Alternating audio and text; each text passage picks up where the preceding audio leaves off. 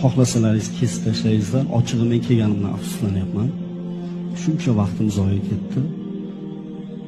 Qiz bola, o'g'il bola deydigan joyim yo'q. Qisqa gapiraman, chunki shoshyapman. Payg'ambar alayhisalomning yoniga Jabroil alayhisalom keldilarda 3 ta narsani aytdilar. Ey Muhammad, xohlagan ishingizni qiling. Agar hantalni urg'icha bo'lsa yoki toshni ichida bo'lsa ham yaxshi bo'lsa mukofotini, yomon bo'lsa jazosini olasiz. Ikkinchisi, xohlagan insoningizni yaxshi ko'ring. Baribir bir kun ajralasiz. Xohlaganingizcha yashang, xohlaganday.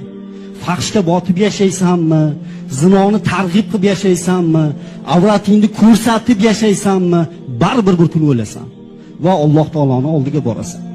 Musulmonmi, musulmon emasmi, tan oladimi, olmaydimi, bu meni gapim emas. Bu payg'ambar alayhisalom aytgan gap bu. O'zini musulmonman degan inson tilini tiyib, haddini bilib, hayosini joyiga qo'yib o'tirish kerak.